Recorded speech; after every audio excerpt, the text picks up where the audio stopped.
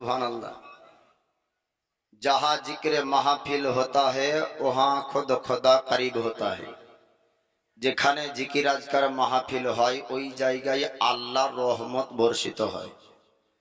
এটা হলো জান্নাতের বাগান, আর যারা বসে আছেন সে বাগানের ফুল। তাই বলছে ফুল বাগানে ফুল ফুটেছে, কে কে দেখবি আয় ছোট, কে কে দেখবি আয় ছোট। ফুল বাগানে ফুল ফুটেছে, কে কে দেখবি আয় ছোট। আর গিরনগরের মাহফিলেতে, আর গিরনগরের এই মাহফিলেতে আল্লাহর রহমত ঝরতেছে। এবার জোরে হবে না? ফুল বাগান ফুল ফুটেছে, কে কে দেখবি আয় ছোট, কে কে দেখবি আয় ছোট। কুরাইশ বংশ আরব দেশের, কুরাইশ বংশ নূর নবীজির জন্ম হয়, নূর নবীজির জন্ম হয়। আর খবর পেয়ে দয় হালিমা, আর খবর পেয়ে দয় হালিমা ছোটে নাবির ঘরে যায়। ফুল বাগান ফুল ফুটেছে, কে কে দেখবি আয় ছোট, কে কে দেখবি আয় ছোট। গিরনগর গে রামবাসীরা নবীর মাহফিল সাজিয়েছে, নবীর মাহফিল সাজিয়েছে। আর যারা যারা আছে বসে, আর যারা যারা আছে বসে খোদার ফেরেশতা নাম লিখতেছে। সুবহানাল্লাহ। আল্লাহর ফেরেশতা এই শ্রোতাদের নাম লিখছে বাপ। হ্যাঁ, আল্লাহ পাকের কাছে বলবে, আল্লাহ তোমার অমুক বান্দারা দোকানে, চায়ের দোকানে মানুষের সঙ্গে গল্পতে সময় কাটায়নি, নবীর মাহফিলে ছিল। জোরে বলুন সুবহানাল্লাহ। আর গিরনগর গ্রামবাসীরা নবীর মাহফিল সাজিয়েছে, নবীর মাহফিল সাজিয়েছে। আর যারা যারা আছে বসে, আর যারা যারা আছে বসে আল্লাহর ফেরেশতা নাম লিখতেছে। ফুল বাগানে ফুল ফুটেছে, কে কে দেখবি আয় ছোট, কে কে দেখবি আয় ছোট। দয়ার নাবির এক মাঝে যা আমি অধম আজ বলে যাই। দয়ার নাবির এক মাঝে যা আমি অধম আজ বলে যাই। কে নাবির আঙ্গুলে রাখ ইশারা, কে নাবির আঙ্গুলে রাখ ইশারায় আকাশের চাঁদ ফেটে যায়। ফুল বাগানে ফুল ফুটেছে, কে কে দেখবি আয় ছোট। আল্লাহ ওহুম্মা সাল্লি আলা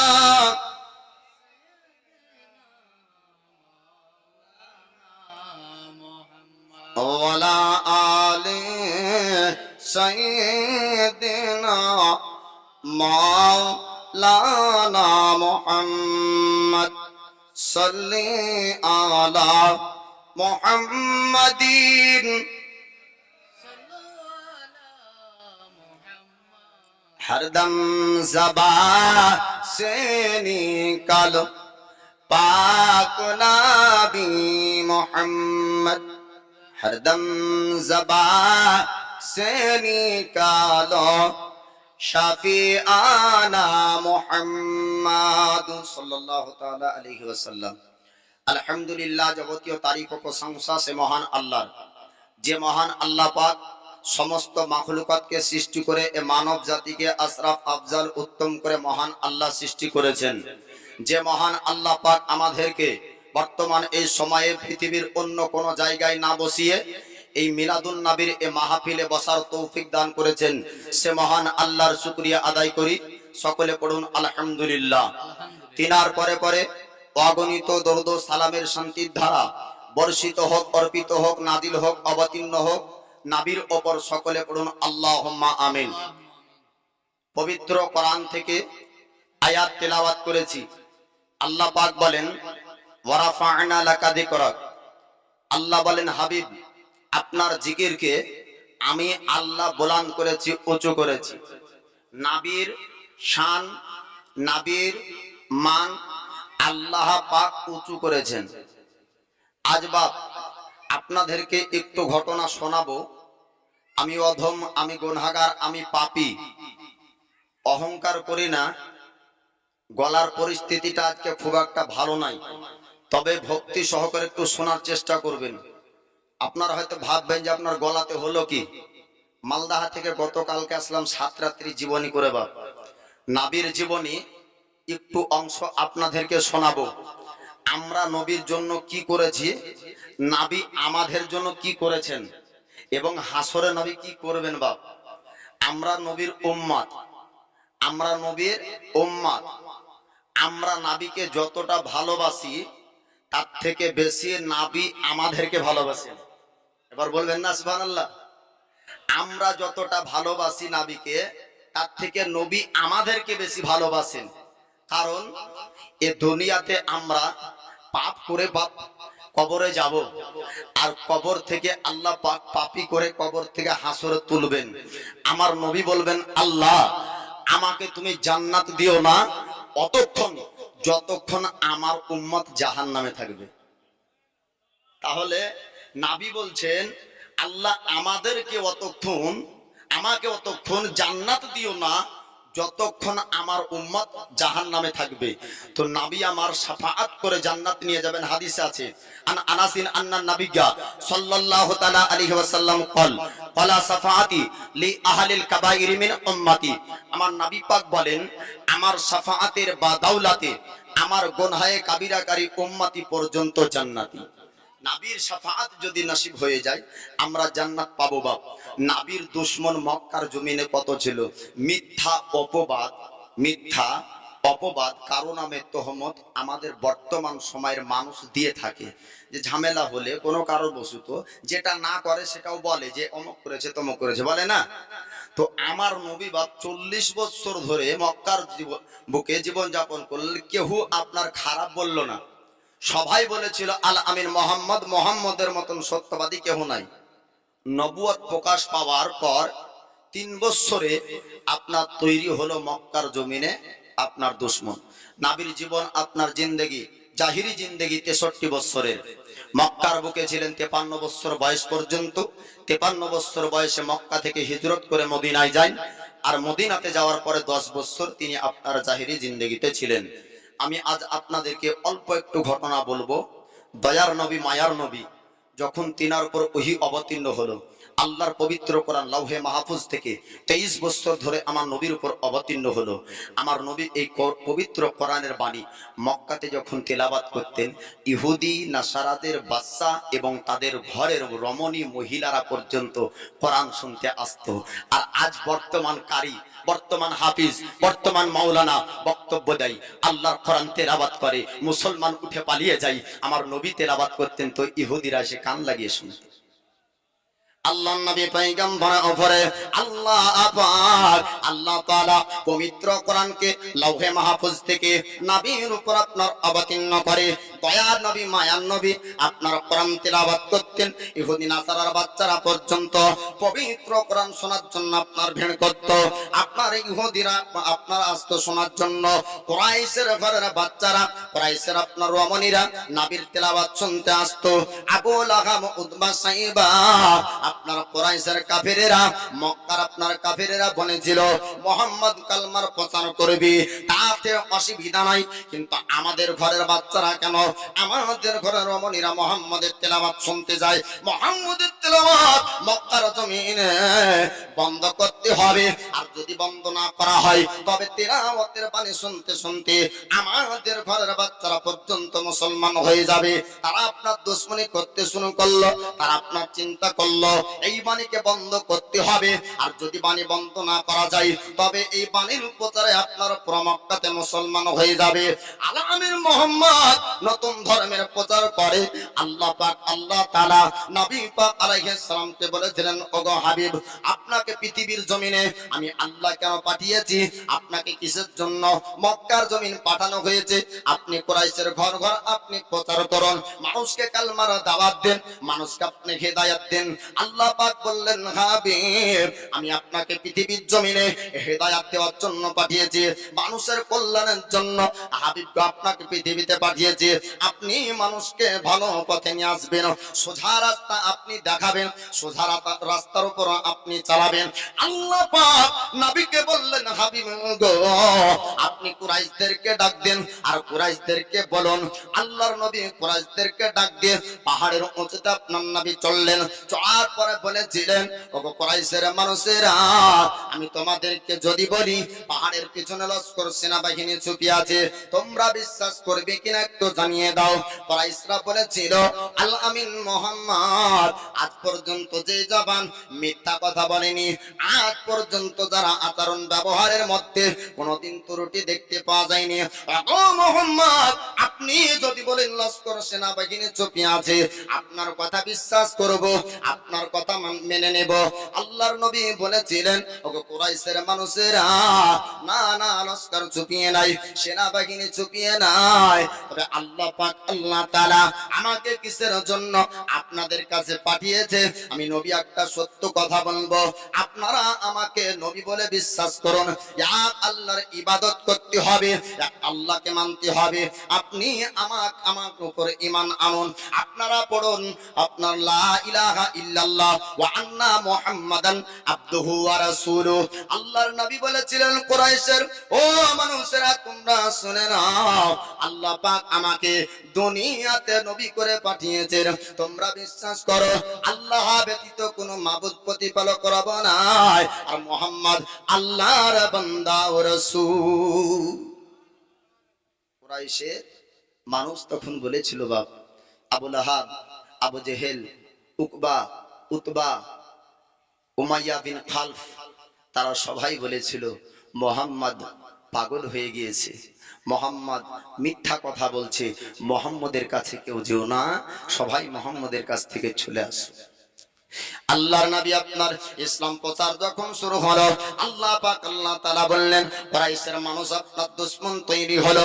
আল্লাহর বাণী কোরআন তেলাওয়াত করে আপনার তারা দুশমনি করত, নবী আপনার কোরআন পড়তো, আবু জেহেল আপনার কি করত, ঢোল ঢাক আপনার বাজাতো, আবু লাহাব চিৎকার করে মানুষদেরকে বলতো, মুহাম্মদের বাণী তোমরা কেউ শুনবে না, মুহাম্মদের কথা বিশ্বাস করবে না, এই একজন দেওয়ানা হয়েছে, এই একজন পাগল হয়ে গিয়েছে। আল্লাহর নবীর উপর আল্লাহ পাক বলেছিলেন, হাবিব গো, আপনি বাজার পর্যন্ত যাবেন, মানুষ যেখানে আপনার জমায়েত থাকবে আপনি সেখানে কালমার প্রচার করবেন, আপনি সেখানে মানুষকে আপনি বোঝাবেন। দয়ার নবী, মায়ার নবী, তিনি বাজার চলে যেতেন, বাজারে আপনার মানুষ জমা থাকতো, নবী আমার ওই জায়গায় আল্লাহর বাণী তেলাওয়াত করে করে করে করে মানুষকে শোনাতেন। আল্লাহর নবী কালমার প্রচার করতেন। উতবা, সাইবা, আবু লাহাব তারা চিৎকার করে করে বলতো, ও বাজারের মানুষেরা, তোমরা খবরদার খবরদার, মুহাম্মদ পাগলের কথা বিশ্বাস করবে না। আমার দয়ার নবী পয়গম্বর হাবিবুল্লাহ, তবু আপনার বাজারে বাজারে ওর অনেকবার কাফেররা অপমান করেছিল, কিন্তু আমার নবী ইসলাম প্রচার বন্ধ করেননি, বলেন সুবহানাল্লাহ।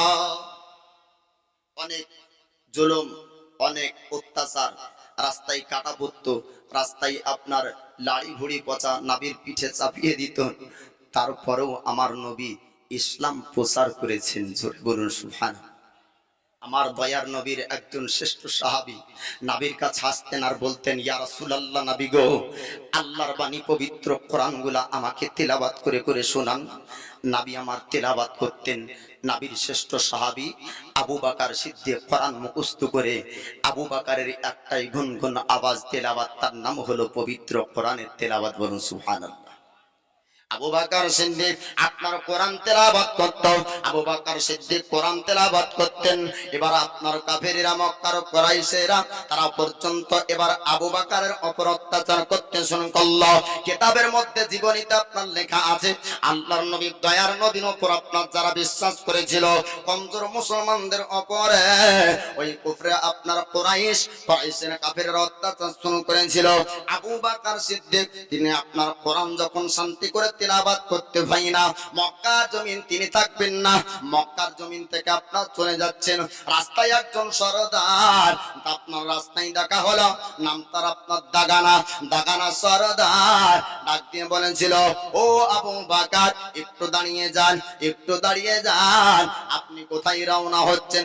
আপনার সামান নিয়ে আপনি মক্কার জমিন থেকে কোথায় যাবেন? নবীর শ্রেষ্ঠ সাহাবী হযরত আবু বকর তিনি আপনার বলেছিলেন, ও দাগানা সরদার, আমি মক্কার জমিন থাকবো না, এই মক্কার মানুষেরা আমাকে আল্লাহর পবিত্র কোরআন তেলাওয়াত করতে দেই না, আমি মক্কার জমিন ছেড়ে দেব, মক্কা থেকে চলে যাব। দাগানা সর্দার বলেছিল, ও আবু বকর, আপনার মতন নরম দিলের মানুষ যদি মক্কার জমিন ছেড়ে দেয়, আপনার মতন ব্যক্তি যদি মক্কার জমিন থেকে চলে যায়, তবে মক্কার একটা বদনাম হয়ে যাবে, মক্কার মানুষকে মানুষ খারাপ নজরে দেখবে। এটা হয় না? গ্রামবাসী একটা সাধারণ নিরীহ মানুষকে, যে অন্যায় মানুষের করে না, ওই মানুষকে যদি গ্রাম থেকে চলে যেতে হয়, তাহলে সেই গ্রামের বদনাম হবে না? হবে না? এই গ্রাম এত খারাপ, এর মতন ব্যক্তিকে গ্রাম থেকে তাড়িয়ে দিচ্ছে। দাগানা সর্দার বলল, ওগো আবু বকর, আপনি খবরদার, খবরদার মক্কার জমিন থেকে যাবেন না। আপনি যদি মক্কার জমিন থেকে চলে যান, তবে মক্কার বদনাম হয়ে যাবে, মক্কার মান সম্মান থাকবে না। আপনি মক্কার জমিনে থাকুন। আল্লাহর নবী সাহাবী হযরত আবু বকর তিনি আপনার বলেছিলেন, ও মক্কার সরদার, ওগো দাগান, আপনি শোনো, আমি আল্লাহর কোরআন যদি তিলাওয়াত না করতে পাই, আল্লাহর কোরআন যদি না পড়তে পাই, আমি মক্কার জমিন থাকবো না, আমি মক্কার জমিন থেকে চলে যাব। আপনার দাগানা সরদার বলল, ওগো আবু বকর শুনুন, আপনার হয়ে আমি কথা বলবো, কুরাইশের সঙ্গে আমি কথা বলবো, আবু জেহেল, আবু লাহাবের সঙ্গে আমার কথা হবে। আপনি চলুন, চলুন, আপনার দায়িত্ব মক্কার জমিনে আমি দাগানা সরদার নিব। দাগানা সরদার মক্কার জমিন আসলো, আসার পরে আবু লাহাব, উতবা, সাইবা, আবু জেহেল তাদেরকে ডাক দিল। ডাক দেওয়ার পরে বলল, ও কুরাইশের মানুষেরা, তোমরা আবু বকরকে কি কষ্ট দিয়েছো, আবু বকরের উপর অত্যাচার করেছো। তার আপনার কুরাইশরা বলেছিল, ওগো দাগানা, যারা কোরআন তেলাওয়াত করবে, মুহাম্মদের বাণী যারাই পড়বে মক্কার জমিনে, আমরা তাদের উপর অত্যাচার করব, তাদের উপর আমরা অ্যাকশন নিব, তাদেরকে আমরা কষ্ট দিব। দাগানা সরদার বলল, ও কুরাইশের মানুষেরা, ওগো মক্কার মানুষেরা, শোনো, আবু বকরের মতন ব্যক্তিকে খবরদার তোমরা দুঃখ দিও না, এর মতন ব্যক্তির উপরে তোমরা কোন রকম জুলুম করবে না। এই ব্যক্তি হলো নরম দিলের মানুষ, মানুষকে আঘাত দেয় না, কোনোদিন দুঃখ দেয় না, এই মানুষকে কষ্ট কোনোদিন দেয়নি, মানুষের আচরণে কোনোদিন কষ্ট পায়নি। ও কুরাইশের মানুষেরা, ওগো মক্কার সরদারেরা, আমি দাগানা আবু বকরের দায়িত্ব নিব, আমি আবু বকরের দায়িত্ব নিলাম, খবরদার তোমরা এর উপর কোনো অত্যাচার করবে না। কুরাইশের সর্দার বলল, ও দাগানা সরদার, যদি আপনি দায়িত্ব নেন, তবে আপনি দায়িত্ব নিতে পারেন, আমাদের কথা শুনতে হবে, আমাদের কথা মানতে হবে, নচেত মক্কার জমিনে শান্তিতে থাকতে দেব না। আবু বকর আমার নবীর সাহাবীকে দাগানা সর্দার বলল, ওগো আবু বকর, এদের দাবি দাবি হলো মুহাম্মদের বাণী আপনি জোরে জোরে তিলাওয়াত করবেন না, মুহাম্মদের বাণী তিলাওয়াত হবে আপনি আস্তে আস্তে তিলাওয়াত করবেন, এদের বাণী পর্যন্ত যেন খবর না চলে আসে। নবীর শ্রেষ্ঠ সাহাবী আবু বকর কিছু করে জন্য চুপ করলেন। এবার আপনার বাড়ির থেকে শুনে যাই, ডাকানা সর্দার দায়িত্ব নিল আবু বকরের কিছু হবে না। নবীর শ্রেষ্ঠ সাহাবা আল্লাহর পবিত্র কোরআন যখন তেলাওয়াত করতে যান, জোরে জোরে আল্লাহর বাণী তেলাওয়াত হয়ে যায়। যখন তিলাওয়াত করতে যান তখন আস্তে